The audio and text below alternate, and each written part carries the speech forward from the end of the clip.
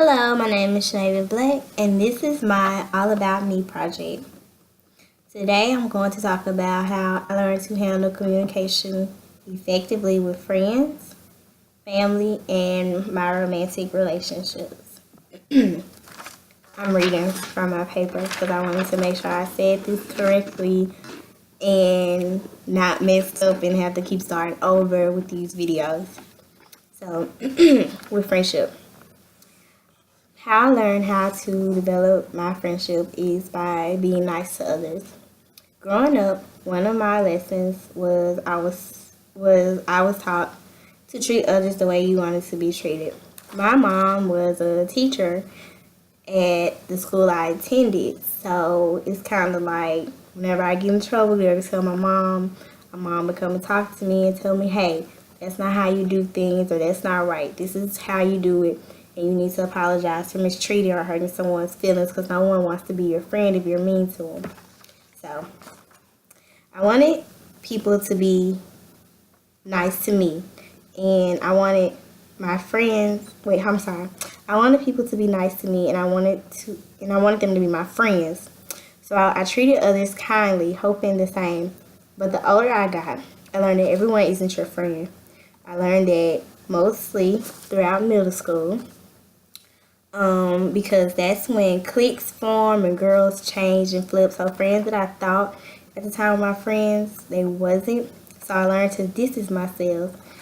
I learned to distance myself, and I learned I learned who were my friends, because at the time in middle school, yeah, girls do form cliques and they'll isolate you and they'll be mean and be like, well, we don't want to fool with her. And that would hurt my feelings. And then I had to learn that everybody's not your friend. Everybody doesn't have your best interest at heart. And to this day, I'm still learning that same lesson that I was taught years ago in middle school. Everybody's not your friend. Everybody's not going to want to help you. So I had to learn that in high school as well. That everybody's not your friend. My mom taught me a lesson on how to treat people with the long handled spoon. You see them and you don't see them. So, like, if someone who I didn't get along with saw me and I saw them, if they spoke to me, I would speak back. Just mutual. We wouldn't sit there and have a whole conversation. When you treat someone with a long handled spoon, you see them and don't see them. You hear them and don't hear them. Or if they speak to you, you speak back. Just simple as that. So I wasn't rude to anyone that wasn't my friend anymore. And if they spoke to me, I spoke back. Simple. That's how I learned to handle my communication with my friends. And I've also learned that some of my friends, even in college, they are the type to be know-it-alls. And, sometimes I'll just let them rant on just so they can feel like they're right. But eventually, when they're wrong, I call them out on it. And I have examples, and I would say, remember the time X, Y, and Z. So, one of my friends, she is very headstrong and stubborn. She's always right. She's one of them you just have to let them talk and just let them talk over themselves. Because if you try to stop her and talk to her, she has something to say smart. And she's always right, so she's going to argue with you. So she's one of those friends that I don't say too much to. I don't talk to them about a lot of stuff because she's just one of those people. And it's kind of hard talking to her because she doesn't want to listen. She's always right, regardless. So I don't know if that's a good thing on how I communicate with her, by just letting her say what she want to say and not saying nothing. But it's a work in progress because we're still feeling each other out. We've had bumped heads before when I called her out, so it's kind of like we'll bump heads, be mad, but we know deep down we mean the best for each other. So with my family, how I learned to develop communication with my family. I was quiet at first, shy around my dad's side because they like to joke and play a lot, and I didn't like being around them at times for that exact reason, just the joking and playing. So after talking to my dad, he told me that it's okay to speak up for myself. If you don't like something that they say or do, then I can tell them, but don't be disrespectful about it.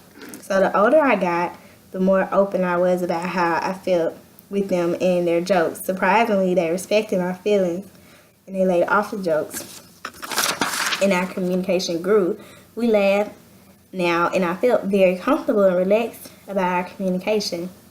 Um, with that situation with my family, or with my dad's side, my mom's side and I, we get along good. We get along great. Like, yeah, they'll joke, but they won't joke like how my dad's side would. My dad's side would really hurt my feelings and make me cry. And my mom is very outspoken. And she would get mad because, you know, any mother, they don't like to see their baby cry. So, I'm trying to think of an example in my family. Oh, one example is how I told my dad something that his sister said. And when I walked into her house, I didn't know he said anything. So his sister basically like ambushed me and was like saying I said something. I was like, huh? And so she started like yelling, getting loud with me, and I was crying. And I was like, why isn't my dad back here? You know, because his sister's yelling at me, like, you know, just coming to defend me. And so, once I like calmed myself down and left the situation, my dad realized that, hey, we should have been back there with her. There was an adult yelling at a child. We should have had two adults back there. And so once he talked to me about how he was wrong for not being there and stuff, he told me that if I didn't like what she did, I could tell her. Like, I can go up to her and tell her, I don't like how you did this and that. So I did that, and we talked the situation out, and we're good. It's just with my dad's side, their jokes, like, it's always a joke. It's always a ridiculous joke. And they like to be funny. And some people aren't into that. I know I'm not like that. But that's who they are. But I've also learned to like let them know how I feel. And now I'm more outspoken, and I don't be disrespectful when I talk to them. Well, I try not to be. But like I said, my mom's outspoken, and my inner self is starting to be more outspoken as well and stand up for myself, because I'm not gonna let them like yeah. Okay. So my romantic relationship. How my romantic relationship communication is still developing. I'm still learning myself when it comes to relationships. I'm still learning, but what I have learned over the years is not to let anyone in your relationship. In other words, it's you and your significant other, not your best friend or family. For example, a previous relationship of mine 2 years ago, my mom is like my biggest support. I call her for anything and everything, for advice, just to talk. Like, I call her constantly. So, me and my mother are close, and my significant other, his family wasn't close. So he didn't understand the relationship that me and my family had. So he didn't want me like talking to my parents about situations that were going on with us.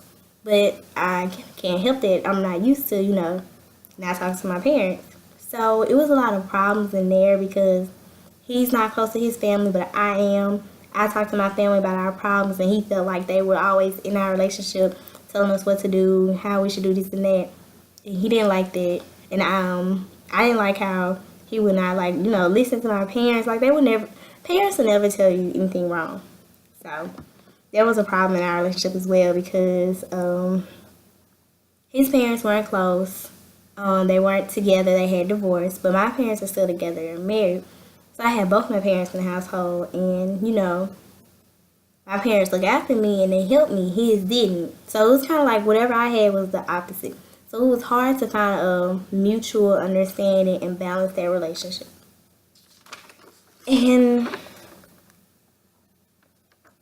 I also learned not to lose myself in a relationship.